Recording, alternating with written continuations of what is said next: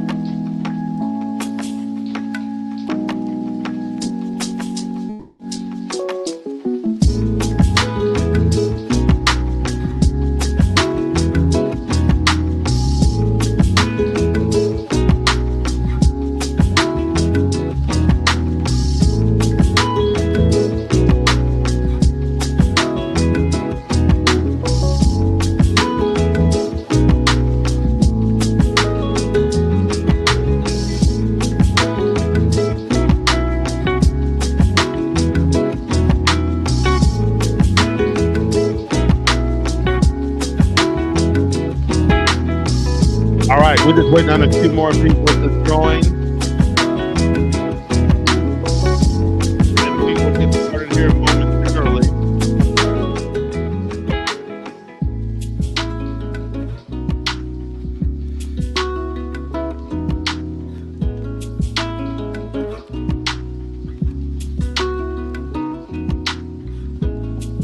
Okay, Candace, welcome. First call, Debbie Pinero. First call, welcome. So I'm going to give you guys a little hint, and you can go ahead and cut the music. We can get started. I think I'm waiting on Cassie from Columbus. Cassie, are you here? I am here. Hello. All right, great. Full disclosure, Cassie is my cousin. However, her mother is more like my sister. So she's my cousin, my niece. Full disclosure there. Inflation adjusted, Columbus, Ohio is the #1 real estate market in the country. The #2 real estate market in the country, inflation adjusted, is Cincinnati, Ohio. So you guys hear all the bad news coming out of Cleveland, where I live. It's a pretty bad place, I'm not going to lie. But we do have some very nice places in Ohio, in Columbus and Cincinnati. Some nice places here as well. So I want to go ahead and get started. So some quick introductions. I'm Kevin Ra. I am the co-founder here at CloseAbility. I'm also the inventor of the technology, not just of the CloseAbility app, but the platform on which the CloseAbility app sits. We call it the partial revenue platform because it is designed to get money from land. So I'm here in Cleveland, Ohio, where we run a public benefit corporation called the Abandoned Homes Project. It is a for-profit land bank, the first of its kind ever invented. And it's where we run the workflows and test the software.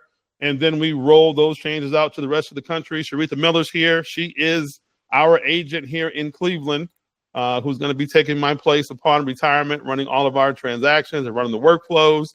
And Sharitha and I have done business together, have operated within the same circles for many years. She is an investor and an agent. And Sharitha is also going to be coaching in the program to help agents that are new to investing kind of understand how they need to make sure you guys are following the ethical guidelines. And give me the chat. Give me the doc link to our agenda in Basecamp, please. Ping it to me. So a couple of things I need to just start with here. First of all, within these sessions, I give legal advice. Now, that's going to be a problem for every single one of your state Supreme Courts. So that is why homeowners, unlicensed investors cannot come onto these calls, because I am giving legal advice to licensed attorneys and licensed real estate agents so that you guys can then go and inform your clients and the attorneys, sometimes judges, that you're working with to close these transactions. And so I'm giving legal advice to you, and then you are then using that legal advice to go out into the world and help people. So legal advice is given, but I am not anyone's attorney, any of the homeowners, which we call target owners in this system, nor you guys. I'm not acting as your attorney. I'm telling you how to navigate legal situations. And we are working in states where the state assemblies in those states have decided that only two types of people are legally able to negotiate debts that are secured by real estate, which are attorneys and licensed agents. As we all know, unlicensed wholesalers have operated in this space for years. Some have done some good. Many have absolutely wreaked havoc on the real estate market. And now we see all of the states starting to phase out the ability of unlicensed people to work inside of the real estate, distressed real estate, and wholesale niches of the business, which is a good thing. So that's the first thing. The second thing is when you guys hear me mention working with us as a buyer's agent, I know there are some of you that don't do a whole lot of work as a buyer's agent. The reason we have to have the buyer's agent agreement on file before we work with you is not because we're trying to reduce you to being a buyer's agent when you don't want one. It is so there is a fiduciary fiduciary responsibility to handle the data when we send it to you in a certain way. And then at some point during those transactions, which Sharitha could tell you, Sharitha has started out in transactions as an agent. And then once she realized she wanted to move over to being an investor, we made the proper moves within that transaction so she would become the owner of the transaction and there would be no conflicts of interest. Okay. So again, so that's why everybody starts off with a buyer's agent agreement. That allows us to be very open about the information we share and send you. And for those of you who understand thus far, one of the goals of this platform is to take the business back from unlicensed real estate wholesalers, of which I was one for many years. And it finally got to the point where we were doing more transactions as wholesalers than real estate agents were doing. We had passed the 51% threshold. Now we're trying to get all of those transactions back and into the hands of agents, and not just any agents, agents that actually know what the heck they're doing, okay? There will be a Q&A at the end, but because that is so important, I do want to stop for a minute and allow anybody who wants to ask any questions about what I just said to go ahead and raise your hand, and I'll call on you. If for some reason you have a question that you don't want to ask in front of the group, that's perfectly understandable. Just simply email it to info@closeability.io and we will answer it. Okay? Great. So let's go ahead and get started. I've given all my disclaimers. So I'm Kevin. I'm Kevin Ra. Like I said, I'm one of the co-founders at CloseAbility. I'm the inventor of the technology. And my career was spent from 1999 to 2018 as an unlicensed wholesaler, but also as a paralegal and eventually litigation consultant, working with attorneys that were handling cases against big banks, whether it be in the foreclosure or probate setting or in bankruptcies when some of the servicers or the mortgage insurance underwriters, AIG, for example, would file bankruptcy. There was obviously a lot of litigation and research needed to be done. That happened to be my area of expertise, especially when it came to securitized mortgage trust and the Sherman Antitrust Act, which a lot of the securitized trusts fell under. So during those years when Lehman Brothers and everybody was collapsing, I was one of the people that attorneys would run to and say, this is a very specialized area of law. I don't understand it. Can I hire you to help me? I'd say, great. And then we would go forward. And so I've been involved not just on the front side of the business as an investor, also as an escrow officer and examiner. So that's the front side of the business. But I've also been in the back end in the meetings and the depositions, doing discovery against banks where questions that were answered, the answers aren't something banks would want to get out. Let me put it like that. and many settlement agreements, many confidential settlement agreements. So I know a little bit about this space. I've lived in it from 99 to 2018. And then in 2019, I started a company called Partial Revenue, which is the parent company of CloseAbility. And the idea behind Partial Revenue was to eventually work with governments because we can predict housing vacancies and the tax losses that those housing vacancies are going to produce, which is a problem. Cleveland, Baltimore, especially in places like that, where the housing vacancies are in the tens of thousands. Columbus, 8,000. And the thing about Columbus is those 8,000, because the property taxes are so high, they probably cause a more significant tax loss to Franklin County and the city of Columbus than the 15,000 or 20,000 vacancies you'll find in Baltimore or Cleveland. So the idea of the CloseAbility platform was that as an investor, I kept running into the same problem. I could tweak my direct mail. I, at one point, got my direct mail response rate up to 36%, which is insane. But even at 36%, I was not necessarily closing more deals or making more money. At the time, I was using Pipedrive as a CRM. I wanted to use Salesforce, but at the time didn't realize that it was worth investing in. So I was using Pipedrive. But I quickly discovered as I went, excuse me, I'm in Cleveland, so you have to forgive me. We cough this time of year. So I very quickly discovered that it doesn't matter what CRM you're using. If you come down here into the distressed real estate space, then you are going to need an analytics platform to analyze the transactions before they go into your CRM. Because in the distress space, the seller wanting to work with you does not signify that you're going to get a transaction closed the way it does in the non-distress space, right?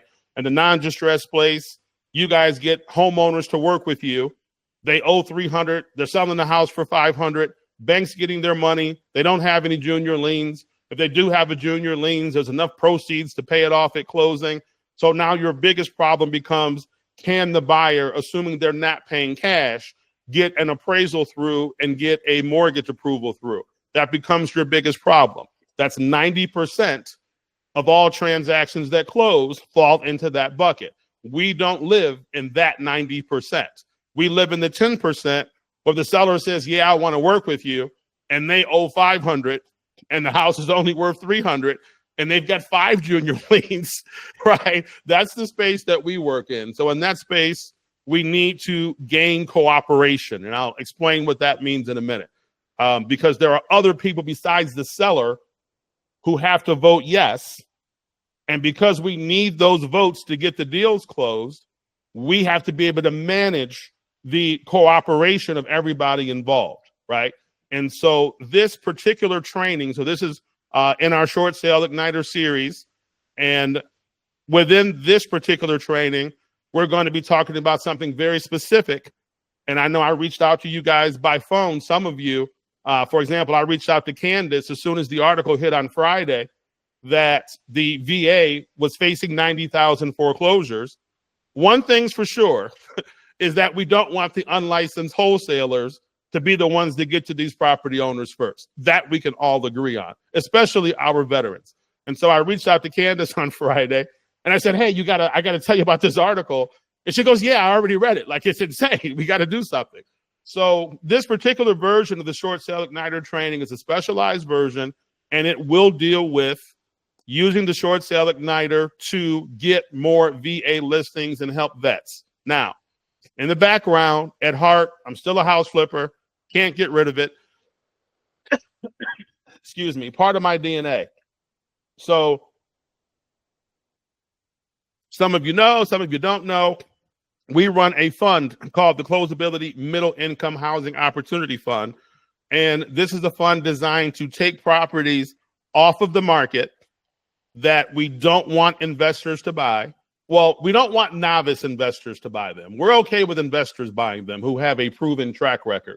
We don't want novice investors to buy them because the property has presented too much work, and a novice investor is highly likely to start the rehab, not finish it, abandon the house, and then we're right back into that cycle of abandonment where we have all these abandoned houses in a lot of these major cities.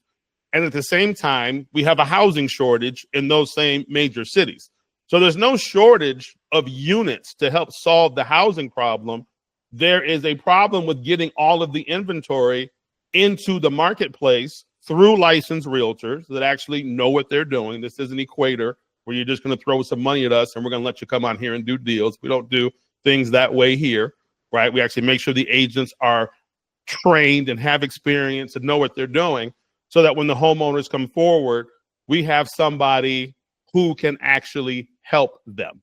Okay. So that's what we're going to be focusing on today. So the transformation here is by the end of the session, we're going to teach you how we're going to secure VA short sale listings. And also, once we get into short sale igniter, those of you who have never been through a short sale igniter training, we call it short sale igniter because we're using short sales to ignite your pipeline. The same principles that we teach in short sale igniter also work on guardianships, on estates, so the full probate diaspora. They also work on pre-foreclosures. They also work on foreclosures where the property has already gone to the foreclosure auction, but the sale has not been confirmed or finalized by the court. So this framework we're teaching works with all different types of distressed real estate. Today, we're going to be applying it to a VA workflow. And that will also then teach you how to close these deals in 60 days or less. I've said this a million times. Some of you have heard me say it a million times. This whole knock on short sales where agents go, oh, short sales suck. I'm like, no, you just don't know what you're doing, right? Like if you actually knew what you were doing and knew how to set the short sale up and knew what to look for and actually were being 100% honest, right, that you were actually the listing agent for a client who needs a short sale and not disguising yourself, not an investor disguising yourself as an agent where you really have a selfish interest in this property, right? If we get those two things off the table in the beginning, then short sales become very, very easy to close, right? It's when the agent doesn't know what they're doing and when the agent doesn't know how to handle what we call internal control versus external control. Internal control means I have a workflow that takes the escrow officer and the examiner and the appraiser and the underwriter who's underwriting the buyer's mortgage. I have a workflow that nullifies how much those people can impact the transaction, those external people. And at the same time, it gives me control over what they can and cannot do so that I can have internal control over how these deals move through my pipeline. Okay. And that may seem like a complicated process, but if you look at it from a legal perspective, so one of the attorneys that I worked for early in my legal career, J. Norman Stark, God rest his soul. I remember we were leaving court one day and it didn't go well for us. And I said, wow, we lost. And he goes, what do you mean we lost? And I said, well, the judge ruled against you. He goes, yeah, but it's just one judge, right? There's an appellate process where there's three more above that one. And then there is another appellate process at the state level where there are 7 more judges. And then above them, there's a Supreme Court. So we haven't lost anything. One judge said something. And I said, well, how do you get the appellate court to give you what you want after that judge didn't? And then he sat down and showed me how he had already researched the controlling case law. And even though the judge seems like they're in control, they're not, because the court above them guides them on how to rule on certain issues in certain situations. So it looks like the judge has control. For example, some of the transactions that we enter, I don't know if Lisa Lillybridge is here. Lisa, are you here? So Lisa Lillybridge is an agent here in Cleveland that works on our platform, and she's really, really good at finding deals that need lawyers. I mean, I've never met anybody like every deal she gets into, we got to send a lawyer in there because like something's screwy. And, and that's what we tell her, like, look, excuse me, look, this judge, it looks like they're in charge, but we've got the controlling case law and they're not really in charge. We just have to convince them that they're not really in charge. right? And so that's one of the things you'll learn is how to, and also understand that normally in a real estate transaction, there are only two people who are not going to get paid if the deal does not close. It's the realtor, right? No money if it doesn't close, and the title company, right? The owner of the title agency. Those are normally the only two people who don't get paid when a deal doesn't close. Everybody else gets a paycheck every Friday. So when I teach internal control versus external control, the external people that you can then allow to control these transactions are the ones that get the paycheck on Friday because they don't care, right? They could care less. Even the mortgage loan officer gets a salary and then they make commission on top, but they're still going to get a paycheck on Friday in most cases if they don't close the transaction. So you simply cannot allow people who are going to get a paycheck on Friday, even if the deal does not close, to control these deals. And if you fix those things, all of a sudden you realize, one, short sales don't suck.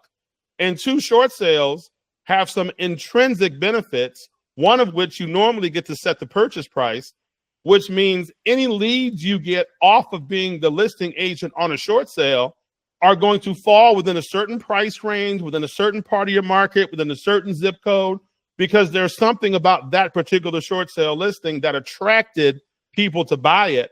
And if those people come through your marketing funnel unrepresented, it gives you the opportunity to turn them into clients and know how much money they have and know how much their pre-approval is for and know how many houses they've looked at previously, because these are all questions we can ask them before you set up a showing. And so now this information comes in. It's like, okay, this person may not be buying this short sale listing, but I sure can turn them into a client to buy other listings. And if they're an investor, then this could be the beginning of a long-term relationship where you could take one short sale listing and potentially sell hundreds of houses to someone simply because they came in off of that short sale listing, right? And you'll have a lot of information about that person that you would not have gotten through a traditional marketing funnel without having to ask. For example, if you're the listing agent on a short sale, you can say, hey, I'm not going to show you the house until you send the proof of funds. Okay. Well, now when you send the proof of funds, and Sharitha and I go through this by text message, like, okay, well, guess what? They might not want that house, but they sure did prove they've got some money in the bank, right? And they sure did prove that they have a buyer's intent because they wouldn't have inquired about this listing in the first place. So it allows you to separate the men from the boys, so to speak, right from the beginning before you waste one moment. And if you don't work as a buyer's agent, it's an opportunity to now refer that person to someone who does. And now you're getting paid for not doing any work at all simply because you set yourself up as a listing agent on a short sale. And obviously, when you close the short sale, now we can go back to the bank. You can just close it with and say, hey, I did a great job on that one. You got anything else? So it allows you to build relationships with the banks, their attorneys, and also in the short sale process, all of the other attorneys you're going to meet, because anybody who's done a lot of short sales knows when you do short sales, you're also going to run into short sales that are also probates. Big Mama took a loan out on the house before she died.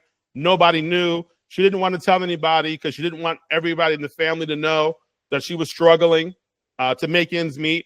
So now all of a sudden, Big Mama dies. Nobody knew there was a mortgage, so nobody pays the mortgage. But now you have a short sale and a probate, right? So as the transactions become more difficult and you can still close them in 60 days or less, now banks, attorneys, judges start to look at you a little bit differently and start to establish you as an expert in your market and then send you more transactions, right? And that's the point.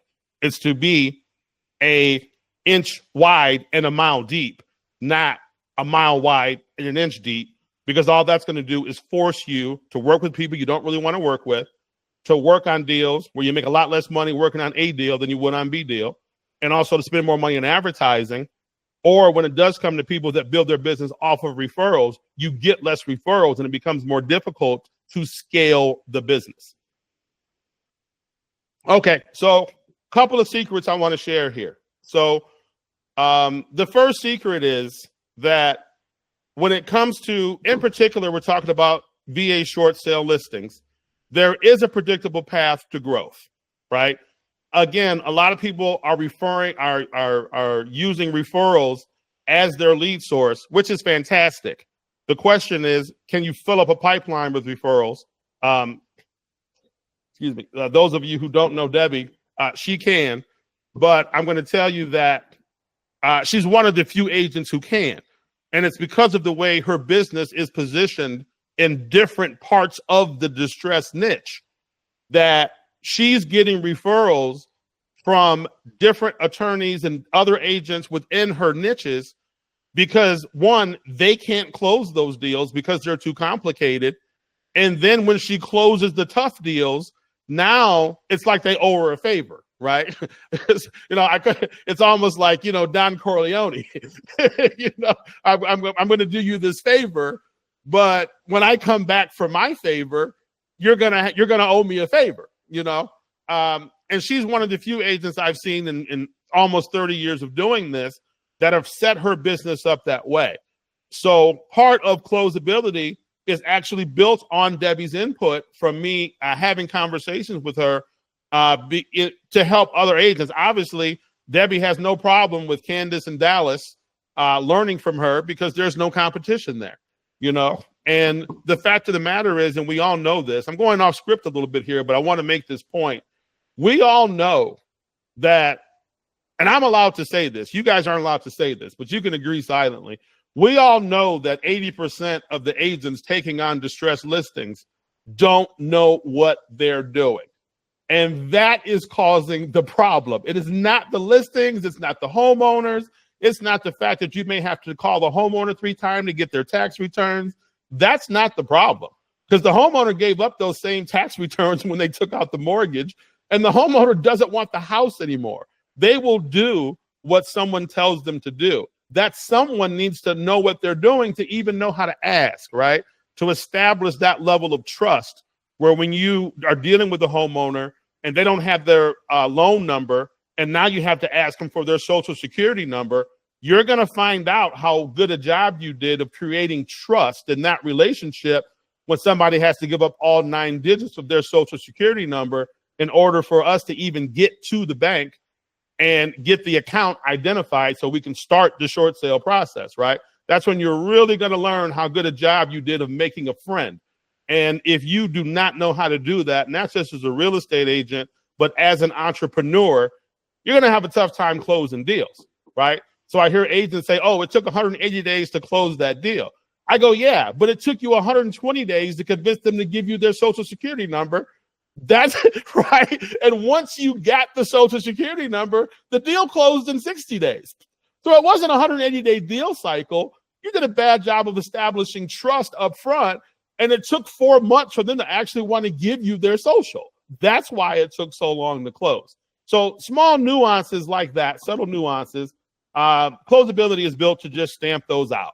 And once you stamp those out, now you see a predictable path to growth. Excuse me. The other secret or myth that we want to bust is the idea of paying for leads. What I'm going to go through this training here. I can give you 100 distressed leads. You can do everything you're supposed to do. All 100 of them might not close, right? Especially if they all came from the same asset manager who's working for ABC Bank. And then all of a sudden there's a Wall Street shift and XYZ Bank buys all those loans. And I've seen this happen when Countrywide and Bank of America merged way back in like 2009 or 2010. As an asset manager, I had a whole lot of Bank of America files and I had a whole lot of Countrywide files. And the question was going to be, okay, you guys are merging, whose processes are going to survive? Because Countrywide's processes were very bad. Bank of America's processes were very good. And then when they merged, it was Countrywide's loss mitigation processes that wound up surviving the merger, which means Bank of America went from someone who we wanted to work with to someone who we're literally telling them, nah, no thanks. Like you can just send all of those somewhere else because we're not going through the hassle of dealing with your bad processes. We're just not going to do it. And so that's why you have to be careful about understanding. And I don't teach this in this course, but we have a course for those of you in CloseAbility Academy, the higher level, Sharitha, Debbie and Candace, by invitation, Cassie. In those higher level courses, excuse me, we do have a class called ITP versus ICP, ideal transaction profile versus ideal customer profile. And if any of you who aren't in the higher level want access to that, send us info@closeability.io. We're going to do a quick check, make sure you're actually a licensed agent or attorney, and we'll be glad to share some of those teachings with you. Not all of them, but some of the basics. But the idea is that you have to get homeowners coming through your pipeline that have deals you can close. That's the important thing to understand, and how to identify that. So the product positioning of CloseAbility is what you use before you put the transaction in your CRM, right? Because putting a transaction in your CRM and starting to work it without knowing if the damn thing is going to close, how long it's going to take to close, how much money you're going to make, and what obstacles stand between you and that money is simply not a good idea. And some of you have been around me, have heard me tell the story of my ex-wife, my daughter's mother, who is one of the top agents here in Cleveland. And, you know, she would go through these cycles where people would send her a bunch of distressed deals and she would want to celebrate. And I didn't have the heart to tell her. She had to learn on her own. I didn't have the heart to tell her that don't celebrate until you learn how to analyze those deals and figure out which ones are going to pay the money and what you got to do to get that money, because you might find out there's no cause to celebrate. You'll also find out why, when you look at the MLS, you'll see 3 other agents have listed that property, and now you're agent number 4. You get ready to find out why. So, and the last thing is, understand if you're trying to build relationships with banks. So in this case, we're trying to build our relationship with not just the property owners, but by getting the property owners to work with you guys, that's going to allow us to build relationships with the banks and servicers, and understand that those relationships in a VA short sale are governed by a set of rules that are non-negotiable. And I really wish Lisa was here, because she could tell so many stories about how we get into the transactions and the servicer says, well, I'm going to do X, Y, Z. And we're like, no, you're not. No, you're not, because Congress created that government-sponsored entity that backs that mortgage. And that government-sponsored entity has rules that have to be followed, and you are going to follow those rules, right? And if we're going to deviate from those rules, then we are going to write a variance, in this case to the VA, and we're going to explain to the VA why we're deviating from those rules so that the VA can decide if the deviation is going to be allowed or denied. And again, that's one of the things that CloseAbility does for you, is CloseAbility sees the need to deviate. For example, you have a property listed, you have 3 offers, the property is condemned. One offer is from a real estate investor who actually can prove he or she knows what the heck they're doing, but it's not the highest offer. And then you got 2 more offers from people who've never rehabbed a house before a day in their life, right? There's nothing stopping us from asking the VA to allow us to take the lower offer, because it presents a better opportunity to the community for the house to actually get renovated and sold without it sitting there another 15 years, right? And now, so you're writing that variance, and that's what you said in the variance.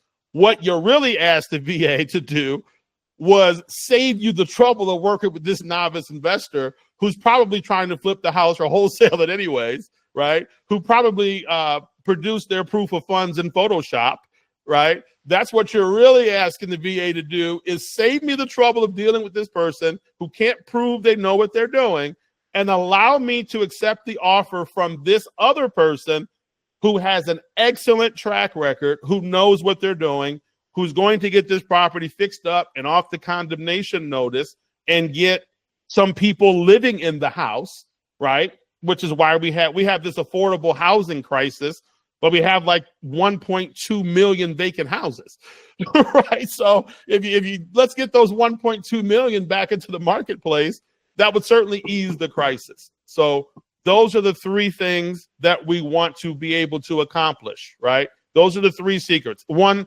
predictable path to growth. Absolutely, there is. Two, don't need to pay for leads up front. We'll show you how to avoid that.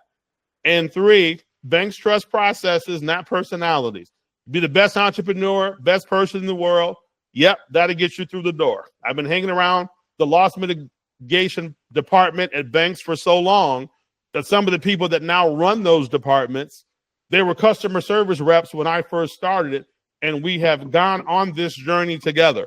Personality will definitely get them interested in talking to you. Closing deals will get them to send you more deals, right? And that's what we want to focus on. So really quickly, so Ann, who's got the resource list, Ann or Jamie? Oh, by the way, Joanna, who I also call Jamie, CloseAbility co-founder, 20 years experience as an examiner. I built it. She helped me test this thing for the last 5 years, co-founder. And then Ann, who is the executive assistant to our entire C-suite, also on the call. Okay, who's got the resource list? Ann or Jamie, who's got it? I don't have it. Joanna, you have it?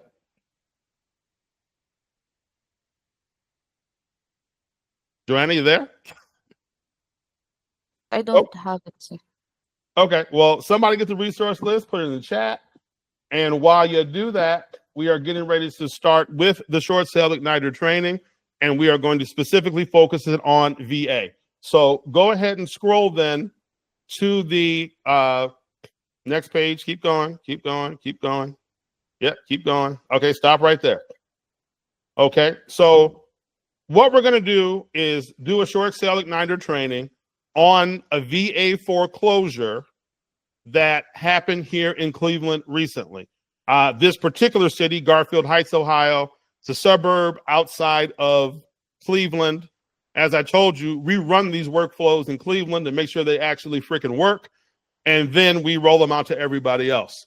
So this is actually literally in Sharitha's backyard. This is one of the markets that she likes to work in. She's one of the top agents in this market, also one of the top investors in this market. So the scenario is you have a homeowner, has a VA loan. That means they're the vet, or like me, child of a vet. I happen to be the child and grandchild of vets. Both of my grandfathers, Army, my dad, Air Force captain. I couldn't go, long story. I did get the Naval Academy appointment, but couldn't go. So we have a vet losing their house, and foreclosure gets filed in this case. And so when we talk about, oh, I'm sorry, and blow that up a little bit. Thank you, Candace. Okay, so when we talk about ICP versus ITP, ideal customer profile, ideal transaction profile.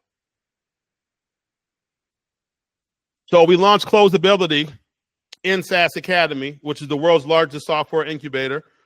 And in SaaS Academy, there are a whole bunch of real estate tech founders in there with us.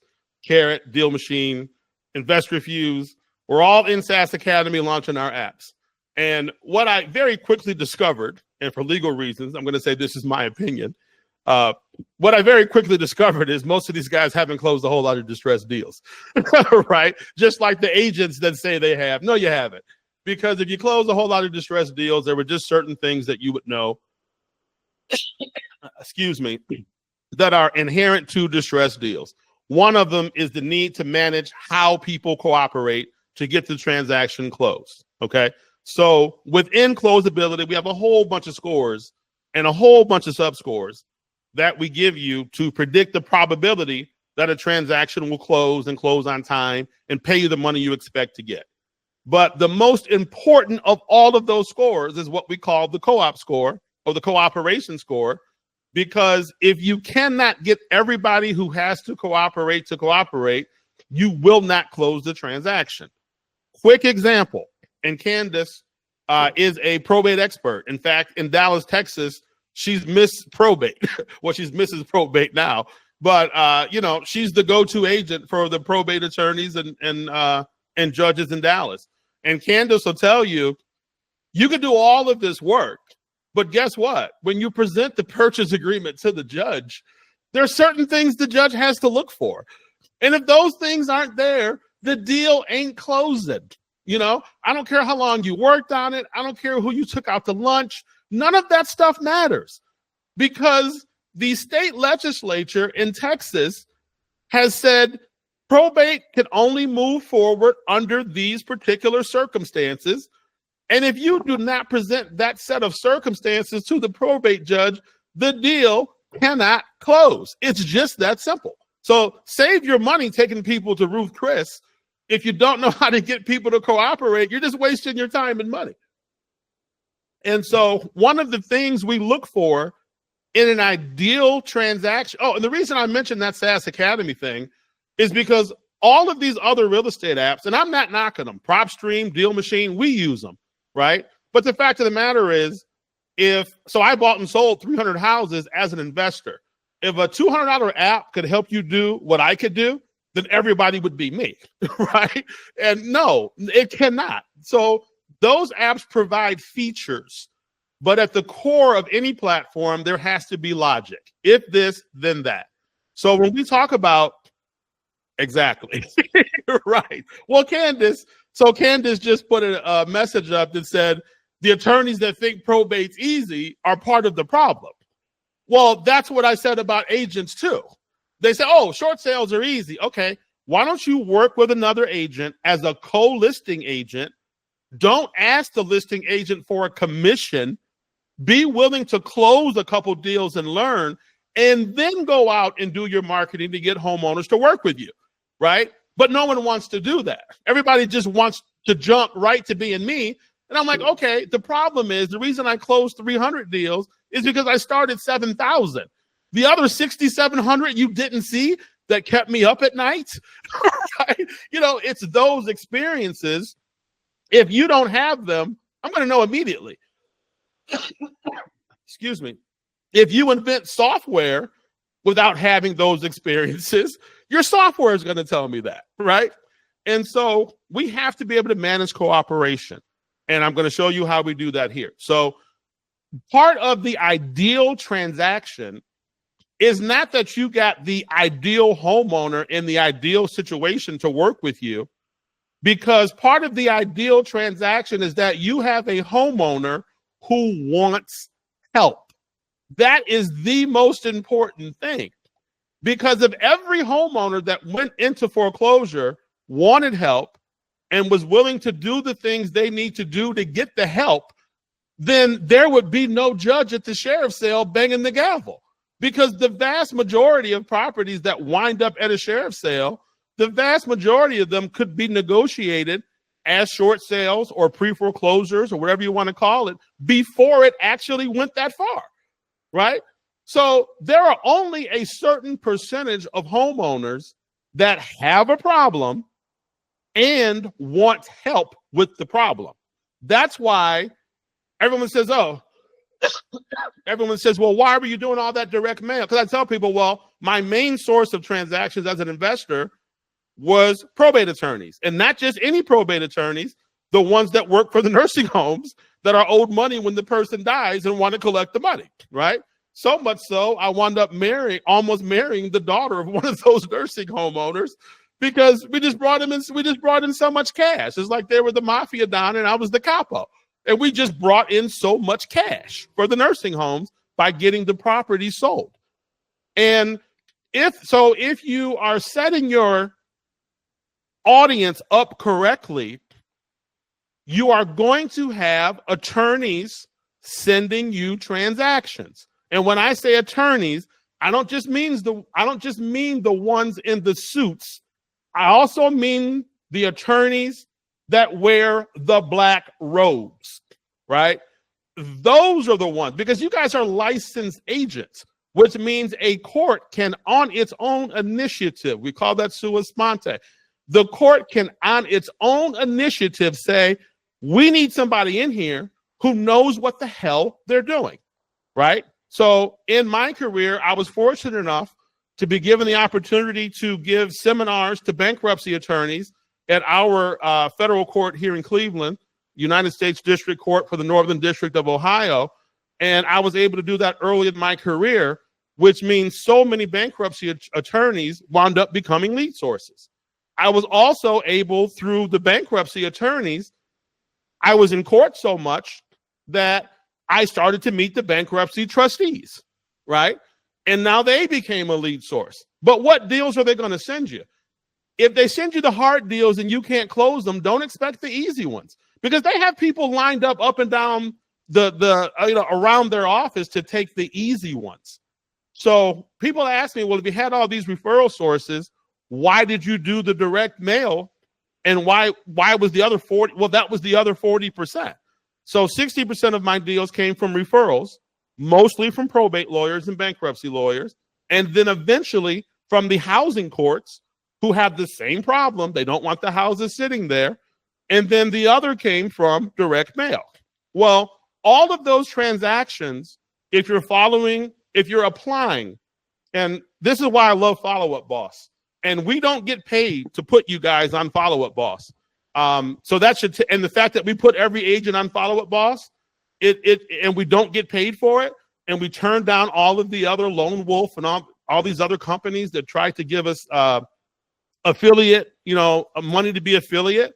It's like, no, because that's one of the things I love about Follow Up Boss is that they have thought out the follow-up process, because that is what the courts need.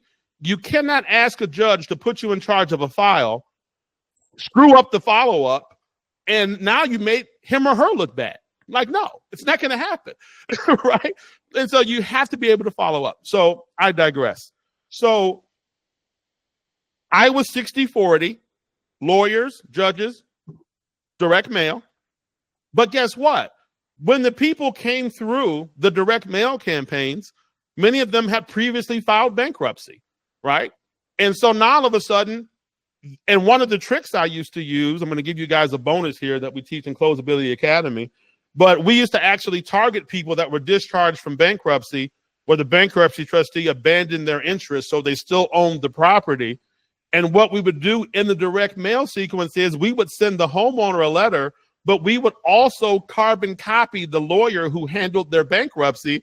And we'd say, yeah, call your lawyer and he'll explain it to you. When you file bankruptcy, everything goes in a bucket. The trustee looks in the bucket. And if the trustee doesn't feel like anything in that bucket has value, then guess what? In the case of real estate, after the bankruptcy is over, you still own it because the trustee did not take it from you. And then everyone goes, oh, well, I said in my bankruptcy petition that I wanted to surrender the property. Okay. Did anybody ask the judge to force the bank to accept the deed?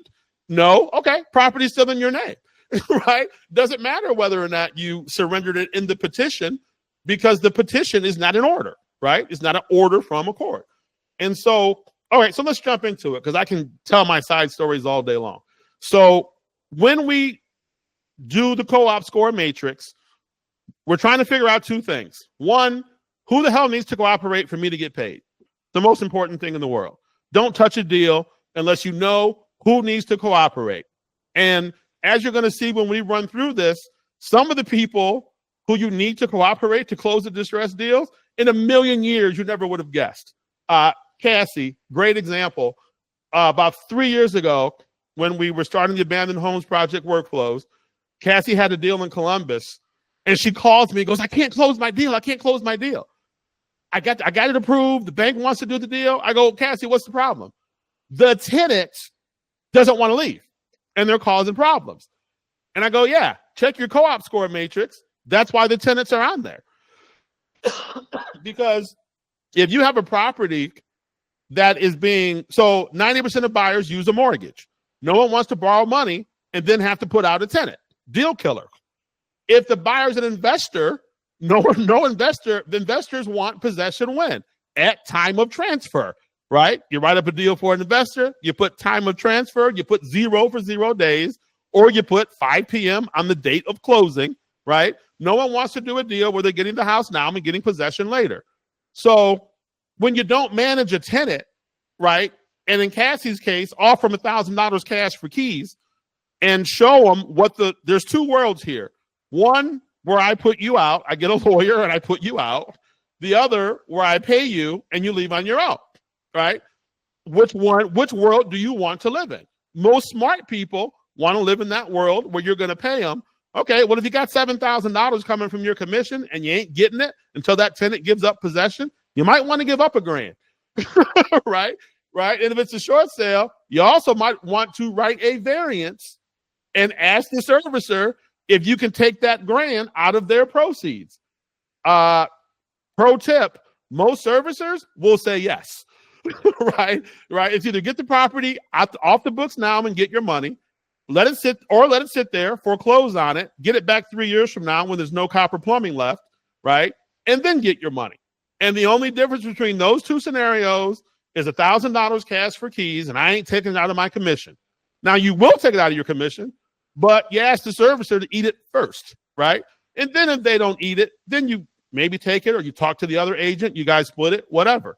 But the fact of the matter is there's a workflow for it in CloseAbility because we've done this a million times. There's a workflow for everything. Unfortunately, no workflow for VA loans because this is the one scenario that's even new to us. So what we're doing is we are taking our SBA workflow, which is very, very similar in guidelines to the VA, and we're building a VA workflow to help these veterans from our SBA workflow. So that's what we're doing. So how do we manage? Okay, so this particular transaction, foreclosure gets filed. You have two types of homeowners. One that goes and gets help, one that doesn't. This one didn't go get help. Excuse me. So where does the property wind up? Sheriff's sale. Now, one of the things we're going to help you guys with is we're going to identify the attorneys and foreclosure counseling agencies that the veterans in your market are most likely to go to for help. And we're going to position you as an expert in front of those agencies, right? Because we know our ideal transaction involves a homeowner who's willing to go get help and accept help and do what? Follow instructions. That's all the homeowner normally needs to do is follow the damn instructions. So that's how we'll position ourselves. So you have a homeowner that goes into foreclosure. Jamie and somebody bring up the actual mortgage. So on the back end, understand that you guys start transactions, and as soon as you start a transaction, you send it to us. We analyze it. Some of you guys have seen those analysis videos. Anyone who has not seen it, wants one of the analysis videos, send us an email to info@closeability.io. We'll get you some of the videos. Understand that, for example, the last video set we did was Lisa Lillybridge, Keller Williams. That was her listing. But understand that we only share these videos with licensed attorneys and agents. They don't go on YouTube. They don't get distributed to wholesalers. So everybody on the platform is a licensed attorney or agent. Now, if you have some wholesalers that you want to continue to work with now that wholesaling is illegal, we're going to show you how to do that, which means put them on CloseAbility and make them work under you. And then we could monitor everything they do. Hopefully this person will want to go get their real estate license, which we require they do within 6 months. And then they can work for you as an agent working under your license. But no unlicensed people will ever step foot on this platform. You have our promise for that. Not just because it makes the platform weaker, because we don't want to deal with them either. And I was one of them. And I'm the main one that I don't want to deal with. Right? So I know exactly who to avoid because I'm the person I would want to avoid. Okay, so in this case, VA generates a loan. So as soon as we see the transaction, first thing we do, always check the property taxes. So go back to the co-op score screen.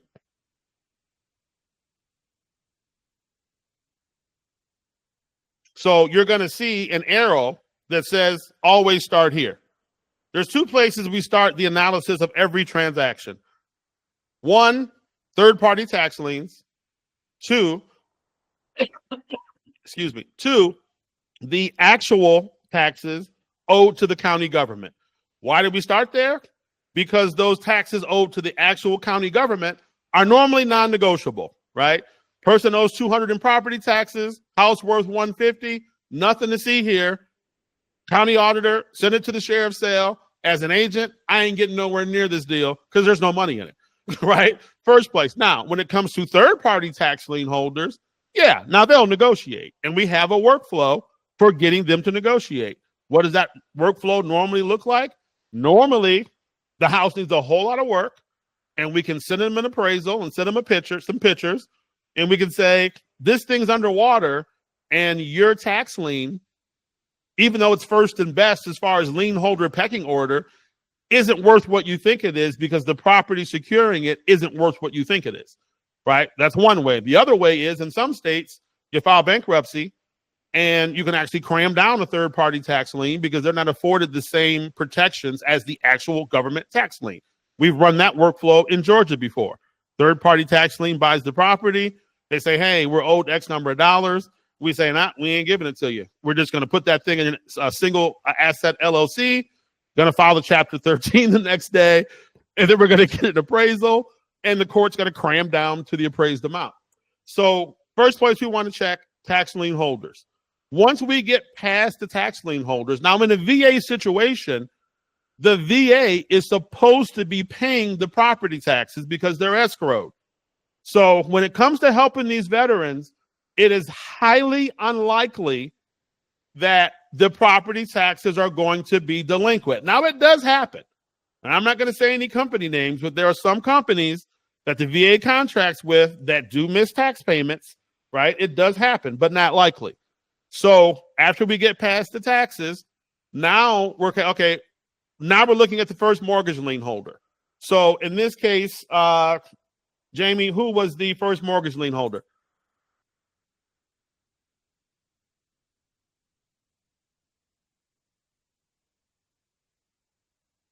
Mortgage Research Center LLC. Okay. Was that a MERS loan? Yes. Okay. So now this is easy because if it's a MERS loan, mortgage electronic registration system, by the way, a lot of the CloseAbility, we stole a lot of ideas from them. Just going to be honest. They're an unbelievable company. So because it's a MERS loan, we can go to the MERS website, type in the MERS ID number, tells us exactly who the servicer is. If you're doing a short sale trying to help somebody and they don't have their loan paperwork, there's a pro tip to how to figure out who the servicer is very, very quickly. So now all of a sudden, we've got a first mortgage lien holder that needs to cooperate because it's a VA loan. We know that the cooperation is going to be governed by the VA short sale guidelines, right? Best games in the world are the ones when both sides know the rules. So in this case, there were no judgment lien holders. Great. So let's go to the next column. No divorce. The buyer in this case was getting a mortgage. So what do we got? A mortgage means underwriter and appraiser. They both have to vote yes. Either one of them votes no. No commission check. I don't care who you took to Ruth Chris, no commission check. Okay. So we got to get them to cooperate. And then we have influencers. This is one of the things that people miss. This is one of the things when I look at someone's real estate software, I can tell very quickly if they've ever actually closed a lot of distressed deals. Because, for example, if you're dealing with a homeowner that's, let's say, over the age of 70, it is probably their children or grandchildren that are going to ultimately decide whether they are going to work with you. Which, by the way, if you're using Audience Igniter and you're using my method, you'd better make sure that your direct mail pieces contemplate that and encourage it, right? Because if a title insurance claim or a lawsuit ever gets filed and you were working with an elderly person, it's going to look really, really good if you involve their children or grandchildren or neighbor, pastor, rabbi, somebody they trust. If you involve that person early in the transaction and then it goes south, it's going to be much easier to protect your reputation if you say, whoa, I brought the granddaughter in. It was my idea, right? So influencers are very, very important in distressed real estate. Very, very important. Another common influencer are neighborhood development organizations when the house needs a lot of work and it's been flagged. They're not in the transaction, but I bet you they're going to have something to say about it because the homeowner is likely to go to them for help and say, hey, I got this letter from this agent. What do you think? Right? So influencers are very important. Next column, a general court. In this case, that's where foreclosures are filed. Properties in foreclosure, guess what? This goes back to internal control versus external control. You can say all you want. Oh, I closed the deal. I got my check. Not my responsibility to check the foreclosure docket a week later to make sure the bank dismissed the foreclosure. You can say that all you want, and you're right. Problem is when the lawsuit hits the table, yeah, you're going to get yourself out of the lawsuit.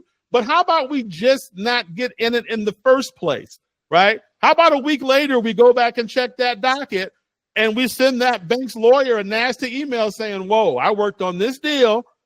I've gotten my money, but that foreclosure never got dismissed. I don't want that thing to continue to the sheriff's sale because I don't want anybody who was involved in this transaction to think that I didn't do something I was supposed to do, right? So no, it's legally not your responsibility, but if you want to protect your reputation, which is all you have as a licensee, there are some things that you are not going to allow to be externally controlled. I do not allow the bank's attorney to be the only one who's paying attention to the foreclosure getting dismissed after the title company has wired them my money as the buyer, or we're the escrow agent after we've wired them the money. I'm not leaving my reputation in the hands of the bank's attorney, especially most of these foreclosures attorneys, because they're right out of college and most of them don't know what the hell they're doing either, right? So I'm not allowing that to be externally controlled. You got my reputation on the line. I'm going to control that myself. So in this case, no probate court, good. No bankruptcy filed, no housing court involved. Now we're going to move on to the second page, but I just want all of you guys to take 10 seconds and take a look at this page. And I want you to think about when you set up your transactions, have you considered all these people? And mind you, there's a whole nother page coming, but have you considered all of these people, right? A distressed deal is like a board of directors meeting with a unanimous vote required. Any one of these people will derail the distressed deal, right? So you better be able to identify them. You better be able to control them.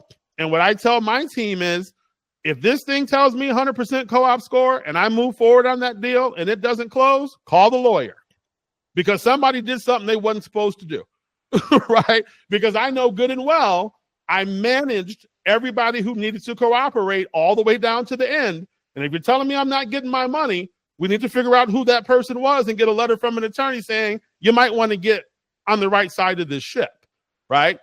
Right? You're on the tracks. I'm driving the train. Don't give me a reason, right? Because at this point, you're 60, 90, 180 days in. You can't not get paid now. There's too much time invested. If you're a salesperson, there's too much time invested to not get paid at this point. Okay? Okay, next screen, please. Excuse me. Okay, so now do this second. We start in that red box. That's where the property owner is. So I just want you to think about this for a minute. All of these trainings and all of these apps and, I'm going to put this premier listing thing on Equator and the homeowners are going to come to me. Well, I just showed you how far down the totem pole the property owner is. In a distressed transaction, they normally hold little power. Of course, you need them to start the transaction. But if you don't know what's going to happen after the transaction starts, you might be talking to the wrong homeowner, right? All things being equal, I'm not going to say any names of banks, but all things being equal, Bank A, same deal, I don't want it. Bank B, I might want it. Bank C, the vice president of their loss mitigation department, I went to college with them. Okay, all things being equal, and that's not saying I'm going to ask him or her to do anything unethical, but what it does say is at least I'm going to get my offer through. It's going to be viewed. It's going to be treated seriously. They're not going to lie and tell me they lost the facts 9 times. I don't have to deal with any of that stuff, right? Because that's the stuff I don't want to deal with on 100% commission because I'm not going to get paid. I'm going to work for $0 and 0 cents an hour. And that ain't why I do this business, right? I tell my team all the time, this ain't practice. I got a family to feed. Right? Then you practice. I start a deal. I expect to close it. I expect my money. So the homeowner doesn't even come. So in the co-op score matrix, the homeowner doesn't even come into thought until you think about all of those other situations. And then I understand this. If you use an audience igniter, we don't even mail the direct mail letter to the homeowner until we look at all those other needed cooperations first. Because I don't even want you in my pipeline. I don't want you calling me. I don't want you in my CRM. I don't want you in my pipeline as a salesperson. Now, every once in a while, we do what's called a brand file, where we might actually ask you to help someone knowing you're not going to get paid, but there is some goodwill in it. And then you could turn that goodwill into social media content to balance out what the public perceives of you, right? It's okay to be a greedy capitalist. It's also okay to be a greedy capitalist and occasionally help somebody if you don't make any money. Warning, that's normally where the lawsuits come. No good deed goes unpunished, but that's a whole different lesson for a different day. So we get the homeowner on the second page. We get them to cooperate. Okay, who else we got? So let's go left to right this time. We already mentioned the appraiser, which this should be marked 1, Jamie, because that buyer was getting a loan. So this should be 0 of 1. Home inspectors. Yep. How many agents, how many of you have had a deal die because of what the home inspector said? Happens every day. In the distress space is no different. You'd better be managing the home inspection process and making sure the home inspector, and no one I know. So I have a family member by marriage who runs one of the largest training organizations for home inspectors in the country. And I just happen to know that there are some home inspectors that justify their bill by producing the longest inspection possible. Nothing wrong with that at all. They just are afraid to say there's nothing wrong because then they feel like the buyer is paying them for no reason. So what do? They start adding crazy stuff. And when I bought my house, the home inspector, went up in the crawl space in the garage, turned over the insulation, and found mold on the bottom of some of the insulation in the garage. He wrote a whole freaking report about it. And I'm like, yeah, that's great. And he was my home inspector, so I appreciate it. I was buying $1 million house for like $480, so it wasn't gonna kill the deal. But in some deals, that could have been a deal killer, right? So point of sale inspector. Does the city have a point of sale inspection? Yeah. Better think about that before you start these short sales and probates and guardianships. You better think about that. Septic well. I happen to live here in Cuyahoga County, Ohio, where we still have properties that have septic and well. Same thing in Texas where Candace is, okay? So these are all of the people that we need to cooperate. And so very simply, they're all fractions. We add it up, numerator, denominator, divide, gives us the probability. And now here you can see that the probability of closing this transaction as the co-op score matrix sits, 12.5%. That's what we're starting with. And that's assuming the homeowner cooperated. Now, every time we gain the cooperation of somebody in the transaction, so now we're going back to VA, helping these vets. Every time we gain the cooperation of somebody in the transaction, we update the score. Personally, if that closing probability is not 80 or higher, I personally do not put a transaction in my pipeline. I ask my team, tell me how to get it higher, because I don't want to work on it. Because I don't want to work for $0 and 0 cents an hour. So that's how the co-op score works. Now, if you're in the higher tier and you're using our software, obviously all of this gets automated. You just send us the address. You send us the listing agreement or the purchase agreement. You take a picture of it. You email it or text it to us. Give us 4 hours. We run the analysis. We automate all this. And then we take all the deals in your pipeline and we rank them according to co-op score so that you're working on the ones that are most likely to close first. And then in the background, we're working on those lower scores, seeing if we can get them up. And sometimes the value you get from our system is us telling you not to do the deal. Obviously, we want to close the deals, but some of them are what we call unclosable, and you don't want to work on unclosable deals, okay? So this resource, we can use it to help the veterans. And just really quickly, I'm going to take 3 more minutes, scroll down, and I'm going to show you 2 more things. One, when we send you this, so all of the terms I'm mentioning that we invented are all here in the glossary. So you'll understand that co-op scorecard in detail because we explain what each one means, okay? Scroll down 1 more page. Keep going. Keep going. Keep going. Okay, so really quickly, and I'm not going to get into this now, but again, if you're in the academy, we have another lesson, how to use the framework. So I stole this from our coach, Dan Martell, who's the best software coach in the world, who coached us how to launch CloseAbility through the SaaS Academy incubator. And so this is his framework that he taught us. And basically, you will use this to help the homeowner decide that working with you is a good idea, but most importantly, it's their idea, right? You don't want it to be, especially those of you who are married, understand the value of that, right? Is making sure that you think my idea is your idea, right? Because that's going to cut down the friction. And then if things don't go as planned, it's also going to help our relationship stay strong because I convinced you in the beginning that working with me was your idea, right? It was your idea. And so the way we do this, scroll down. So there's some steps to this. Keep going. Keep going. Okay, so pro tips. 1, this first one is when you are an investor. So those of you who know the platform, BLI framework, buyer's agent, listing agent, investor. Am I one of those things? Am I 2 of them? Am I all 3? Understanding where you are, and if you are the investor in the transaction, now you're making an offer to buy a house. And now this works with non-distressed as well. You're making an offer to buy a house. Probably not the only one making an offer. How do I differentiate my offer from all the other offers the seller is getting to make them want to work with me? This framework will help you do that. 2, connect to their pain. Foreclosure, short sale, VA, SBA, USDA, whatever. It's the same pain. Oh, John, yeah, thanks for calling. I see you're behind on your mortgage from county records.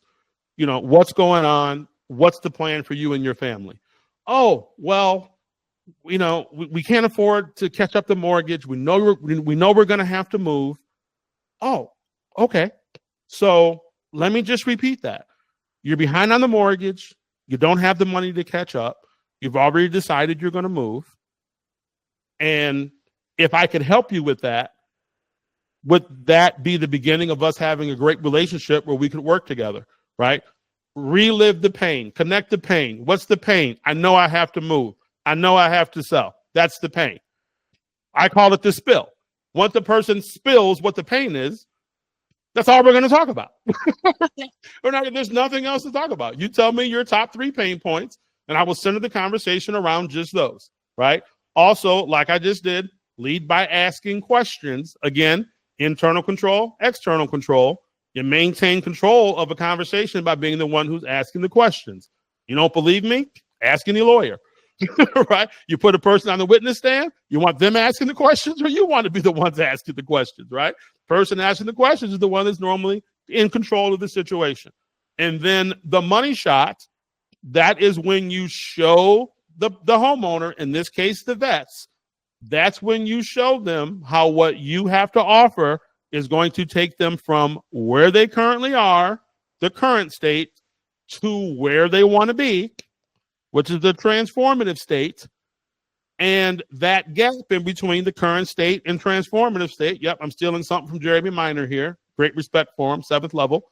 So that gap in between the current state and the transformative state, that's where you exist, right? And what's the transformative? Up, you got to move. Up, you need a new place. You need a mover. Yep, help you with all that, right? Especially if I'm down there where Candace is or where Debbie is, where everything's 500, 600, 700,000, including the short sales. If I'm getting double sides on this, yeah, for 30 grand, you best bet I'm going to help you find a mover. No doubt, if that down there where Debbie is, there's some $3 million short sales that we just saw hit the market. Yeah, for 2.5% of $3 million, I'm going to show you the money shot. I'm going to show you the solution to every problem you have, right? And then last thing, this is back when you're the investor. Biggest mistake I see investors make, and I could talk about this all day, but I don't have all day, is they talk to a homeowner. Homeowner wants to take their offer. What do? They send over a contract. No. Send over a notary, right? Send over a notary and give the contract to the notary along with the deed, along with all the documents, the title. Because why? Especially if it's a short sale, the deal's subject to bank approval. So I want you to sign all the papers now. That way, when I get the bank's approval, I don't have to come back to you. And those of you who don't think that's a big deal, you never heard me tell the story. I had a deal getting ready to close one time, short sale. I'm the investor. Bank approved the variance. I'm getting the house for some ridiculously low price. I've got 40, 50 grand coming on the back end. I'm buying the house from 3 people who inherited it from their mom. 1 signs, no problem. 2 signs, no problem. 3rd one lives in California. Overnight the documents to her. She says, I'm on the way to the bank to get my bank manager to notarize the documents. She does not feel well on the way to the bank, and she pulls over to the side of the road to rest for a minute and dies.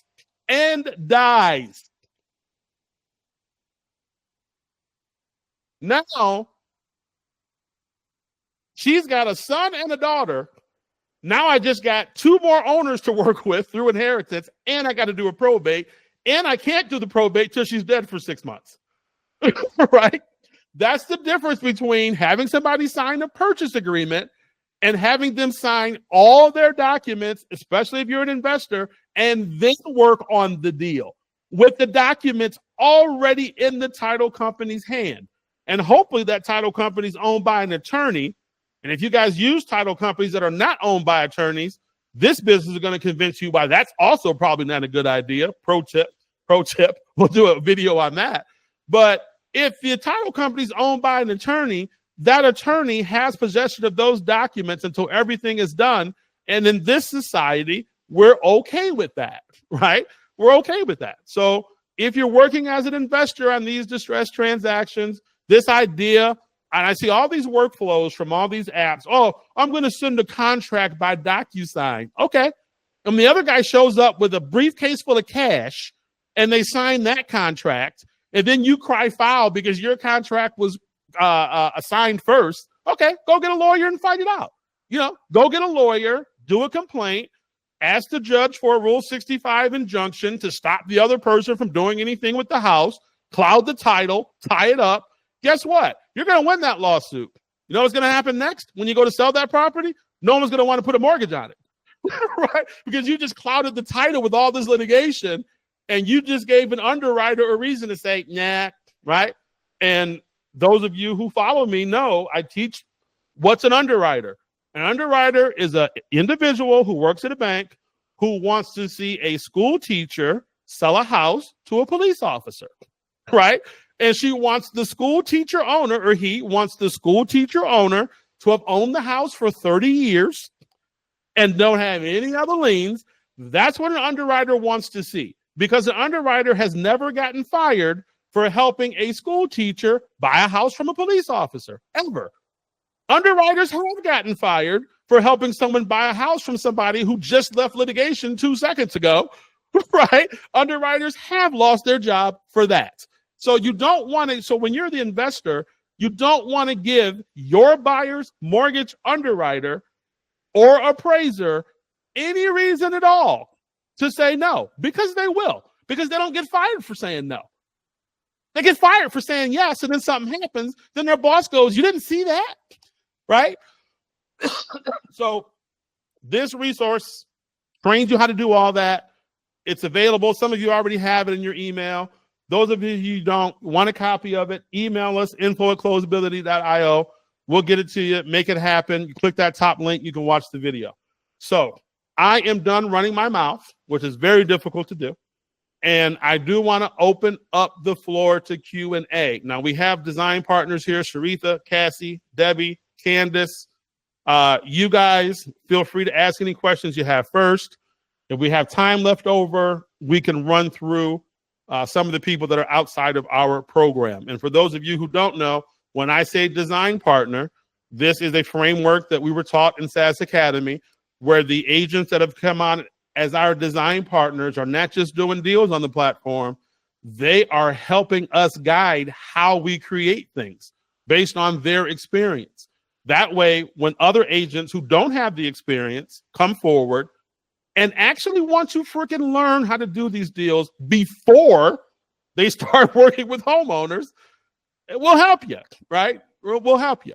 And that's what we want. We don't want to keep people out of the niche because there's enough money for everybody in distressed real estate. There's 400,000 distressed transactions that close in the American residential market every single year. So plenty of business for everybody. We just don't want people in here that don't know what the heck they're doing because it causes all of us problems. And most importantly, it hurts the public. It hurts the public. People wind up having deficiency judgments and all type of problems that they wouldn't have had if the agent that took the deal in the first place actually knew what they were doing. So any of our design partners, any questions?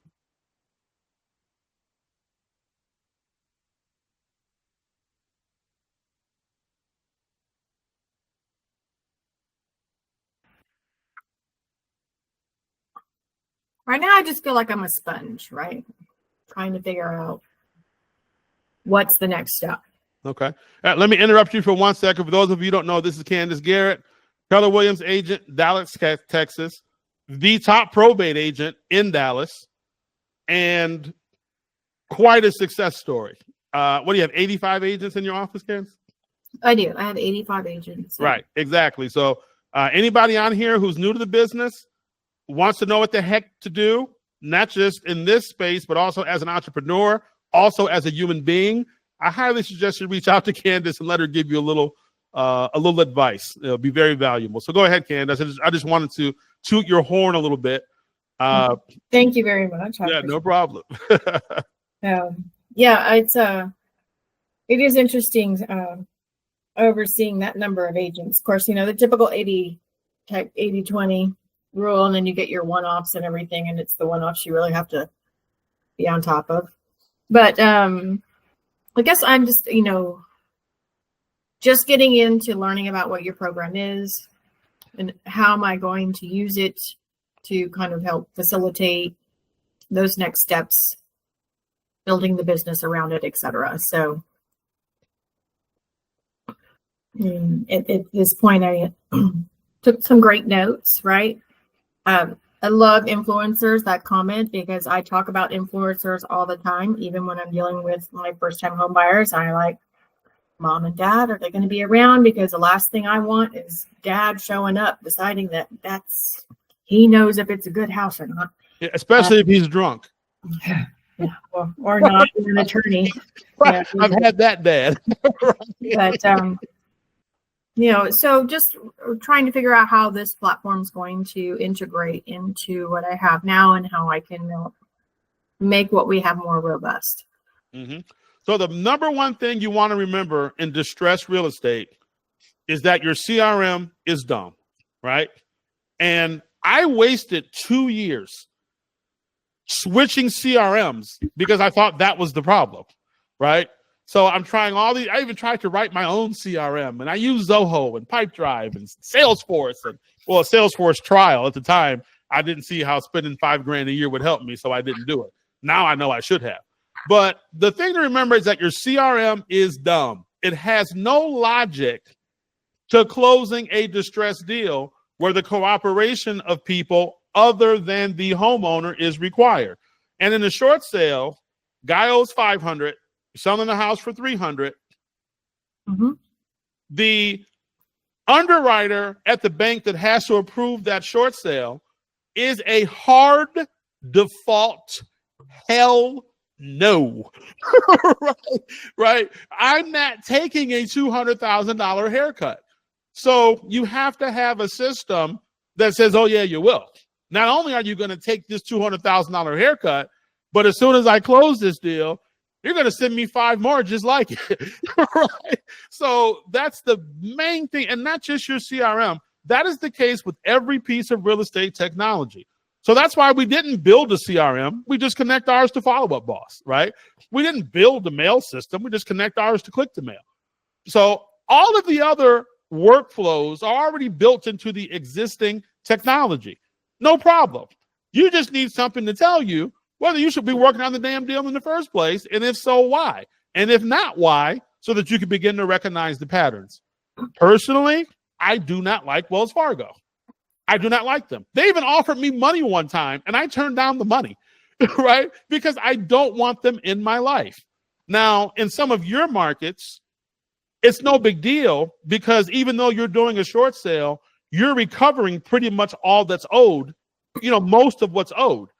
In urban markets where I cut my teeth, I might only be recovering 30% of what's owed. I don't like how hard Wells Fargo makes me work to convince them of that. I also don't like how many times they didn't take the short sale and the house went to the sheriff's sale and then it got REO'd. And then when the REO realtor sells it, and I actually filed a Better Business Bureau complaint against Countrywide for doing this once. I'm like, but a year later, what's that? Because it was Countrywide. Well, partly, but it's very frustrating when you set up a short sale, the bank doesn't take it, then a year later, the house sells for less than what you offered on the short sale. And so filing a Better Business Bureau complaint gets you to the top people at the banks, by the way. Hint, hint, pro trick. But yeah, so that's the only thing you have to remember is CloseAbility simply makes the stuff you're already using smarter, right? And like I said, it doesn't matter what CRM you use. We have our reasons for using Follow Up Boss. Part of it is a personal relationship with the people that run Follow Up Boss. We just think they're very nice people, but also a hell of a product too. But at the end of the day, if you're using, KV Core or, one of these Lone Wolf products, which by the way, I don't recommend, but if you're using any of the other stuff, it's fine. Use the apps that you're comfortable with. Understand that when it comes to distressed, somebody has to add some logic somewhere so that you have a pipeline of transactions that are on their way to closing and paying, right? And the ones that ain't going to close and pay, keep them the heck out of your transaction unless you just feel like being generous and helping somebody, which sometimes you do. Every deal isn't always about making money. So that's just the main thing to remember is you got to smarten up your apps if you're going to do distressed real estate. CloseAbility does the smartening. Now, when it comes to Equator, and I understand that we have this whole thing against Equator and we're suing them. Yeah, I get that. But at the end of the day, I don't knock Equator for what they built. I knock Equator because I feel like they have anti-competitive practices. And because they're not an American company, I personally don't think that we should be putting all of our American social security numbers and loan numbers and data into a platform that's not owned by an American company. But even when it comes to the case of Equator, there's not necessarily anything wrong with it. It's a great communication platform to deal with the banks. But guess what? I'm on 100% commission, right? I only got time to work on deals that are going to pay me. And I got to know which deals they are before I start working on them. So that's the best framework I can give you is something has to smarten up the apps that you feel comfortable using. And it's not going to be those apps because the people who invented those apps have not closed a bunch of distressed deals. And even the ones that have, like the ones that work at Equator, they close those transactions from the inside on W-2 salaries. They did not close them. My whole career, I ate what I killed. If I didn't kill it, I didn't get to eat it. It's a whole different mentality when you only get to eat what you kill, right? You're going to become a killer or you're going to go do something else. Those are the only two choices. Or starve. I guess that's the third choice. In my case, my whole family would have starved. That wasn't a choice. So I had to learn how to kill, which means I had to learn how to go hunt what I could kill and eat, right? And that's the key.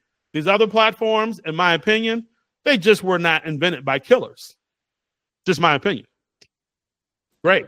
Thanks for that comment and question, Candace. Any other questions from the design partners? Sharitha, Debbie, Cassie? Debbie, I'd just love to hear some input from you. For those of you, so Debbie is, go ahead, Debbie. Tell everybody what you do. I could toot your horn all day, but she's better at it than me. I had a foreclosure mill in that time period when the the bubble bursted, and I had a lot of listings, and all of them were short sales. So I did short sales from the 90s. When the 90s market was a little softer, the interest rates has gone up. I started doing them then. So I got a lot of experience on both ends. On the estate, some of them would die on me, just like you mentioned a little while ago. Some of them would divorce on me. So it was just everything. But I was able to find in my old hard drive, I just had checklists and checklists upon checklists upon checklists. I would look up their mayors to see if they had the NER number. I would check, Realist was my best source at that time. I mean, I had to use different sources, Fannie Mae, Freddie Mac. So it was just a fountain of information that I had to recollect to enable for me to make that decision that you hopefully can give us with a click of a button. So I mean, it's wonderful that I'm not in need of doing all these checks and balances, and it was just, it's dizzy. It was dizzy the way that I would make it, but that was the only way enable for me to see the whole picture.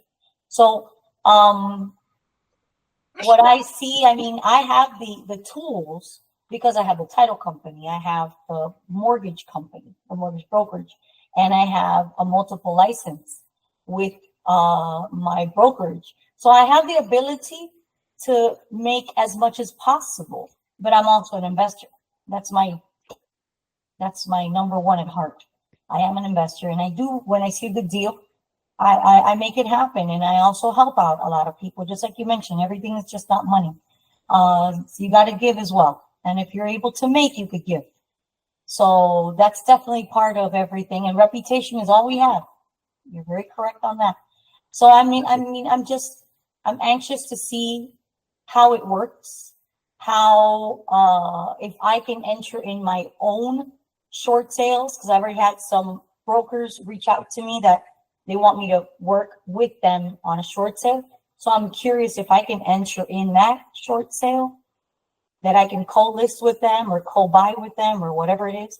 So it's just many questions that I have in my head that I think I would have to go over there and stay with you a weekend and make sure that I have every single question answered. Right. It's too many. We do that. We do it in Atlanta. Okay. Fly right there. Whenever you guys have a gathering, that'll be awesome. Yep. Well, my mother lives in Birmingham, and I'm not saying anything negative about Birmingham. Let's just say I don't want to spend a week there. Atlanta is 90 minutes away. So we're doing Atlanta. Then afterwards, I go visit my mom and come back the next day. It's great. So this is the thing. So thank you for the comment, Debbie. So a couple of things I want to say. First of all, those of you in our design partnership program, I went out and recruited you, picked up the phone, called you, talked to you. And one of the things I promised you is, and Candace, I remember saying this to you specifically, you're doing short sales in Texas, but you come on a platform where the people in the other states don't know what the hell they're doing. That platform is not going to do well with banks. And I promised every single one of you guys that every agent that came on here, I was going to vet them personally. And now you guys can see that I was a person of my word. Candace, if you had a client in Florida, would you hesitate to send them to Debbie? Right. And Debbie, if you had a client in Texas, would you hesitate to send them to Candace? Of course not. Right. This is one of the differences between us and Equator that I spelled out to all you guys from the beginning. There are only a small number of people who know this business. We're going to aggregate them all onto CloseAbility. And the people who don't know what they're doing, we are going to offer them training with assessments. If they don't want to take the training, and then after they pass the assessment, we're still going to put them with one of you, right? Learn the business. This business, as much as I complain about the, 6,700 deals I didn't close, the 300 that did close, I was able to live in the most affluent area of my city when I was 28, right? Mm-hmm. My children went to not just the number one school, my daughter, not just the number one school in the state, but the number one school in the country, Solon High School, right? And so I was able to be the PTA parent. I never had to work for anybody. I went on so many of my daughter's field trips that one year the principal told me that I could only sign up for 3, right? Because we had this situation, Cassie and I, one of our cousins in Alabama, their school took them on a field trip and they forgot her. Now, nothing bad happened. They went back and got her like 10 minutes later, but they left her in a park, our cousin Ashley. And so after I heard that, I remember telling my wife at the time, every time they take my daughter off this campus, I'm going to be there. She's the president. I'm Secret Service, non-negotiable. So the things that I was able to do because I was in this business, and somebody taught me, 2 people taught me the business, by the way. One of them, God rest his soul. The other one's still alive. She's very proud of me. But that's the thing. This business provided a great life. And I don't want people getting in it and taking these deals to screw it up, because it's not going to provide them with a great life. The homeowners are going to hurt. And because of that, and the deals are also not going to get closed. So what's the point, right? So thank you so much, Debbie, for that comment. And then I also want to talk about what you said with the checklist. So you do your checklist, right?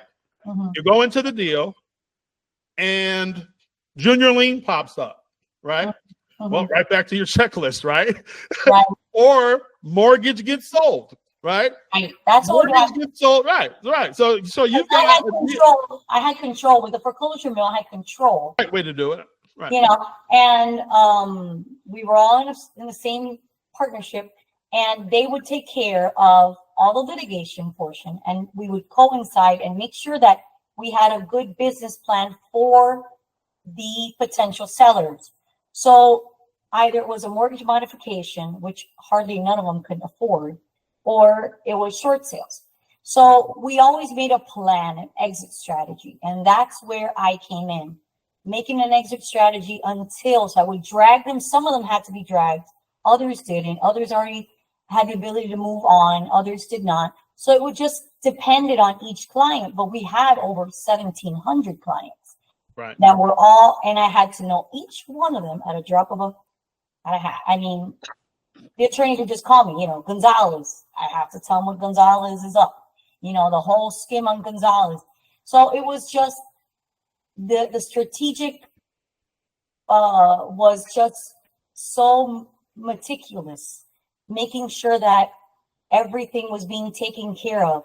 With the title portion, I had the advantage to order title at my leisure, my lien municipal searches, but it did cost a lot of money. Right. And so if I give you 500 transactions, how do you pick the first 5 to work on? Exactly. It would Right. cost me So, $1,000. Joanna, we're in a bonus period here. If anybody needs to go, I understand we're over time. Joanna or Ann, bring up the CloseAbility app real quick. So one of the things is I've got all this business coming in, right? Which one do I work on first? So click on dashboard. So when I log into my CloseAbility dashboard, the first thing I'm going to notice is I don't have to re-rank the transactions myself. And that is one of the main features of the CloseAbility system is that, so my default is co-op score, right? The lesson I just taught. I want to know, rank my transactions by co-op score, because the ones with the highest percentage of cooperation are the ones I want to work on first, right? Now, I could also change this go over to the co-op score menu, and then all the way to the right there. Anne's not an examiner, so this is all new to her. She's just running the screen today because our other co-founder and examiner lives in the Philippines and got hit by rain. So he's not here to run the system. And sorted by commission. Right. But I can also say, okay, I got a daughter going to college. I got a tuition payment coming up. Show me where the money is, right? So in this case, the number 1 deal, 1, 2, we've already closed those. 3's in escrow. 4 ain't closing because of a problem with the mortgage. It's got to go to sheriff's sale. So those first 3 deals have either closed or the third one getting ready to close. So if I need the money, I can go in and say, okay, You're telling me there's $52,000 on the table.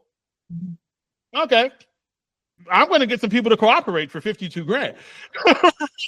You know, and now this is where you're dealing with someone who had 3 children, didn't write a will. No one's talked to the third brother in years. He's on drugs. He lives on the 3rd floor of a building with no electricity for 52 grand. Yeah, I'm going to find them. I'm going to find them. I'm going to go talk to them. I'm going to do whatever I have to do to close this deal, right?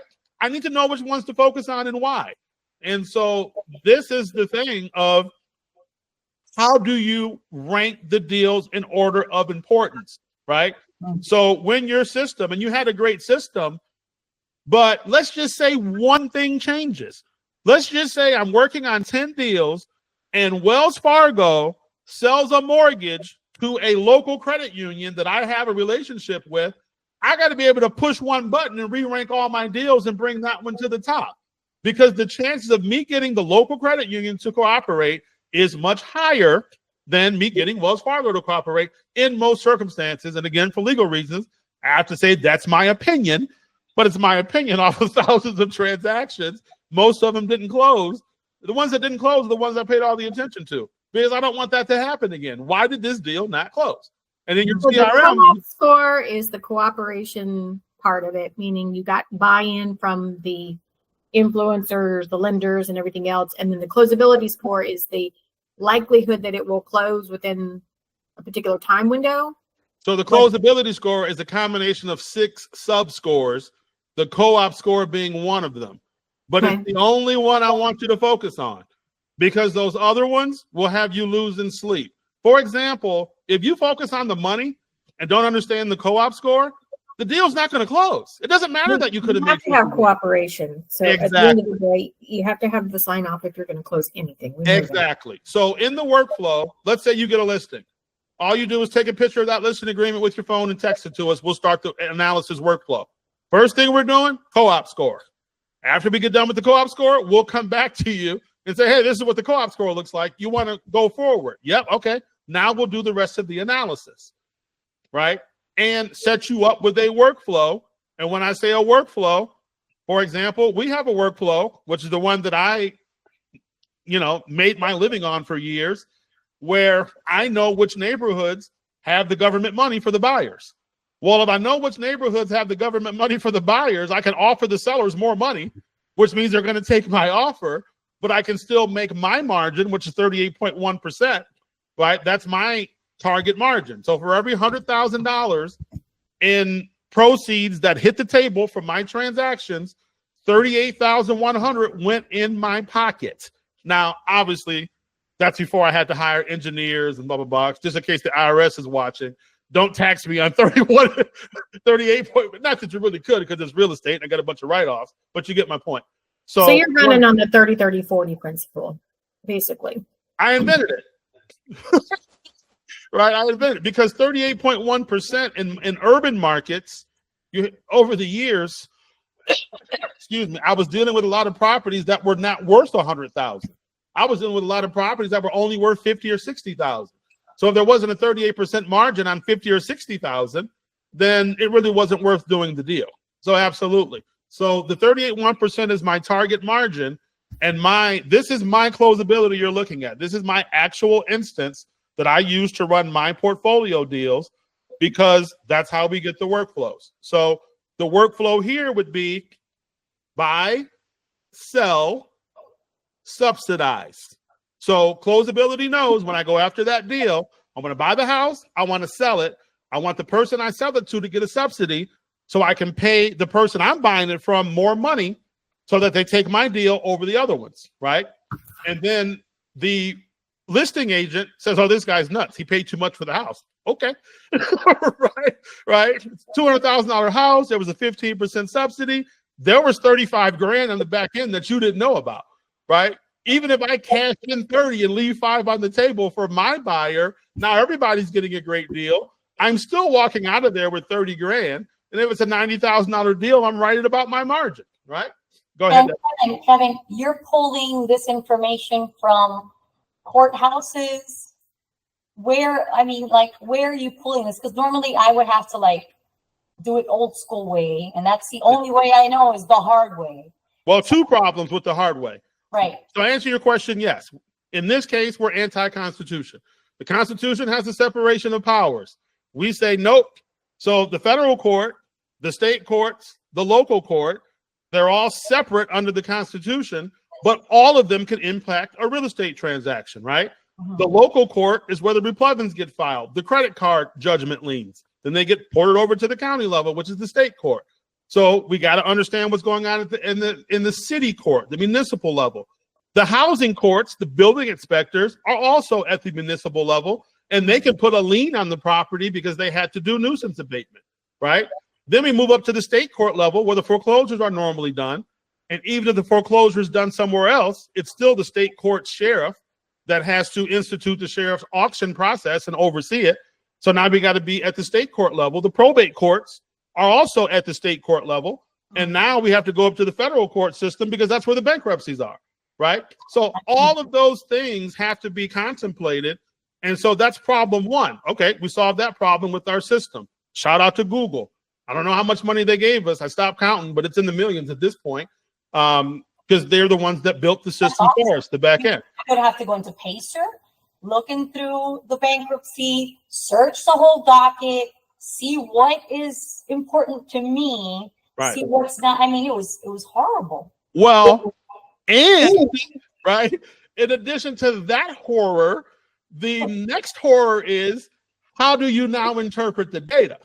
Because like I said, you can pull all that data and you see Wells Fargo and I see AmTrust. Yep, I'd much rather deal with AmTrust, right? So even after you pull all that data, if you come out with a Wells Fargo mortgage, this is just my opinion, there's a good chance you're not getting paid.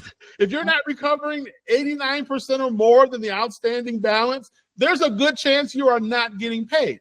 So it's not just that you had to pull the data, because you can hire examiners for that. The question is, how do you interpret it? So our examiners are only trained to be examiners on our platform. They don't even know the traditional exam process because that process does no good in distressed real estate. So the only process our examiners are trained on are the workflows that deal specifically in distressed real estate, right? So when a deal isn't distressed, you really don't. We have agents that do all of their deals on our platform because they want the ranking.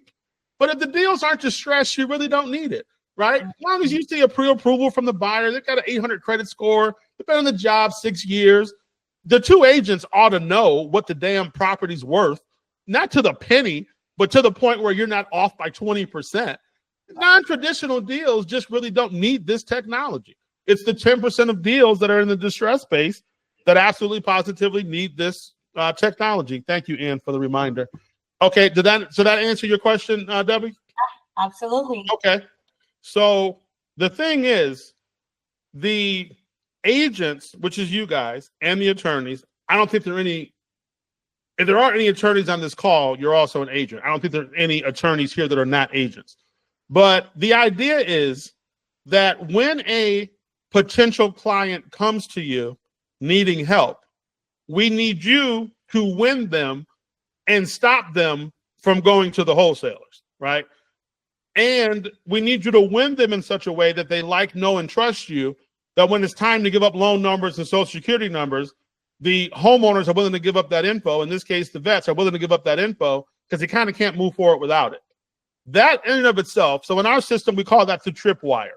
When the homeowner comes forward and you can convince them to work with you, that's what trips the tripwire. Everything that happens after that, we can put to an analysis, but there's nothing to analyze. Well, in most cases, nothing to analyze if the homeowner doesn't come forward. Now, we do have some workflows where damn the homeowner, right? There are some ways to just flat out take people's houses, like buying their mortgage, finishing the foreclosure, buying the third-party tax lien, filling the. But for the moment, we're talking about the workflows that we're doing with the vets. The more time you focus on dealing with that face-to-face time, right? Jim Rome calls it major time. Major time is the time you spend in front of your prospects. Minor time is everything else. The salesperson needs to spend the most time in major time as possible. We handle all of the minor time for that reason. So, Cassie, people have been around me, have heard me tell the story. Zillow tried to buy houses with their Zestimate.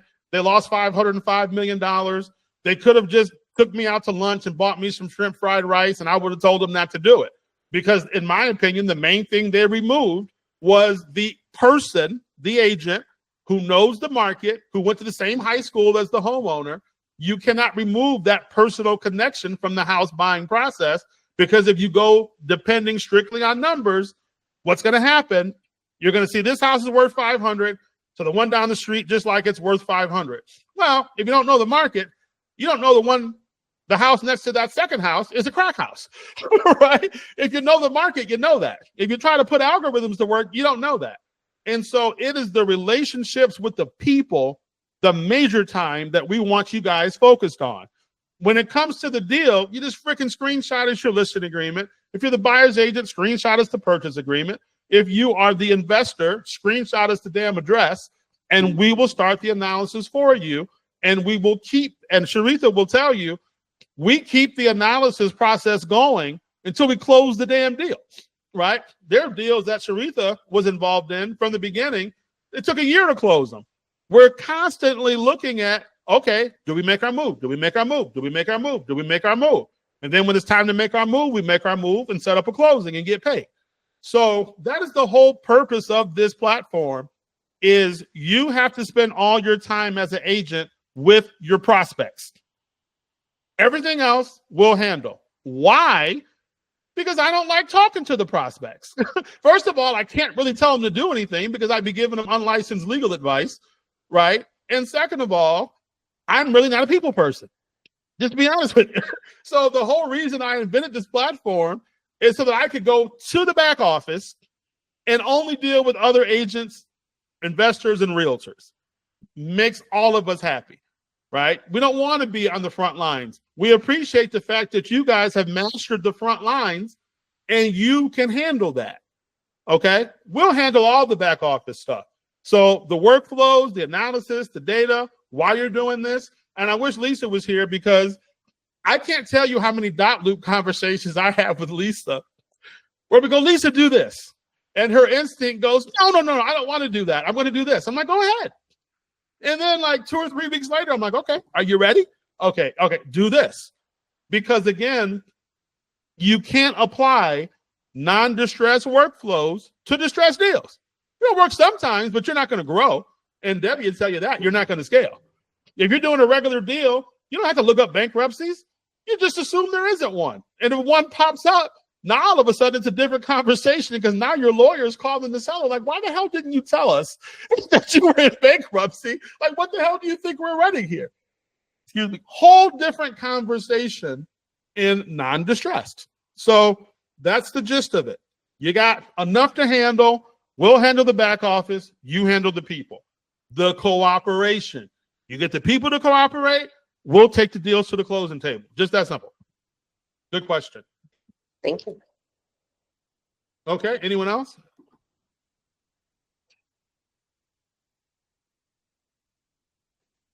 All right, great. Anybody? So we have to go. We do our banking at 1:50. I'm 7 minutes late. Anybody have any questions or concerns? Just email us, info@closeability.io. Design partners, you've got the direct text connection. You can just text us right from your phone. So if you think of anything that you didn't think of now, got some questions, just send us a text message. We check the conversations every single morning. We normally get to them about 8 a.m. Eastern time, and we stay on them till about noon Eastern time. And then, I don't think any of you guys, Sharitha would be the first to learn this, but we do have what's called nuclear transactions, where if you mark a transaction nuclear, then we'll watch it 24/7. A very good example of a nuclear transaction is when you are doing a guardianship and you get word that the person who owns the property is getting ready to pass away, like they're in hospice. That becomes nuclear because the guardianship is getting ready to turn into a probate. And we don't want to waste a whole bunch of time. As soon as the death certificate's issued, we want to be able to go back to the court and make that change from guardianship to estate. Well, not, I should have said turn into an estate, because a guardianship and an estate are both types of probates. But if we're doing one and then somebody passes away, we got to switch it over.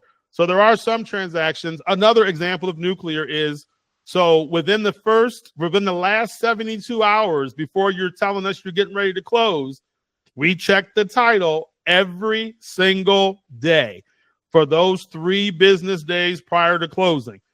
I did that with my workflow for my deals.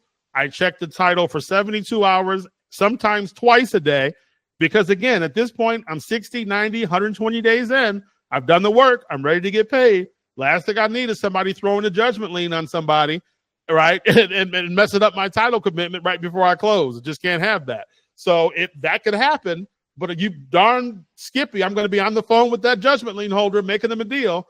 And if you're in CloseAbility Academy, you get our framework for selling judgment liens. I can show you how to settle 5 judgment liens in 1 hour and make all 5 of those judgment lien holders lay down and say, yep, I'll take the money.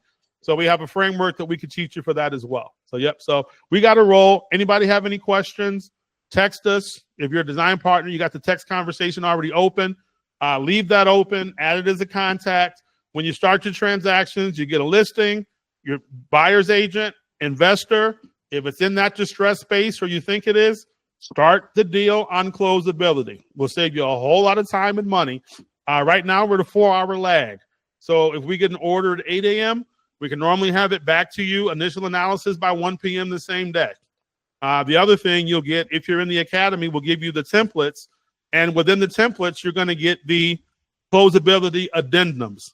Write your offers subject to a CloseAbility analysis, 48 hours. And we'll show you how to pass the cost of the analysis to your clients and explain to them, you want your money, you want this thing off, this is only a few $100. And if you want to pass this on to the closing, that's fine. But I highly suggest we get this analysis done before we move forward. Your buyers especially. The hell are you paying for home inspections for? I cannot tell you how many short sales I've seen. You don't have a short sale approval, but you're paying for a home inspection. And I'm like, what? That's a complete waste of money. So yeah, so we'll go through all that. So we got to roll. Pleasure talking to you guys.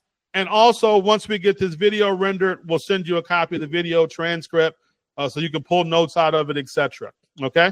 And then next office hours, Thursday, same time. So I don't know, Sharitha knows, a lot of you guys don't know this, but the reason I'm recruiting the 105 agents that are coming on board is because at the 105th agent, I'm going to retire. So, once I'm gone, from now until the time that I'm gone, I am going to do the office hours every Tuesday and every Thursday from 12 noon Eastern to 1:30. So any of you guys, if you have, I don't suggest you invite other agents that are in the same market as you, because I don't think that creating competitors is a really good idea. But if you have agents or friends that are in other markets or agents that you work with or work for you, the office hours are open.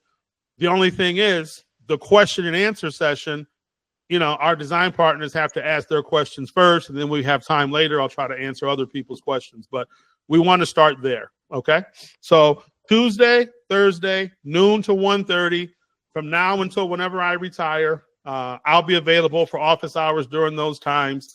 And then the workflows that we're going to need to help these vets, I'm going to be putting those together in the next couple of days. The next office hours, we're going to attack that. If you can't join, let us know. We'll send you the tape. And then next week, so the next thing we're going to focus on is those of you who work at the big brokerages, you guys have come out with these private listings where you're sharing the listings internally before they hit the MLS.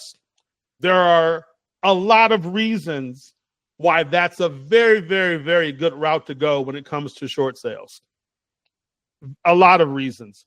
Because a buyer can screw up a short sale just as fast as the servicer can, right? And if you guys that are at these big brokerages, like you, Sharitha, if you have other agents that have already worked with buyers and checked them out and curated them, there could be a tremendous advantage to being able to put the properties through that workflow. Now, problem is you're going to have a variance with the VA, because if the guidelines require the property to be listed and you're going to do the private sale, now we've got to have a variance.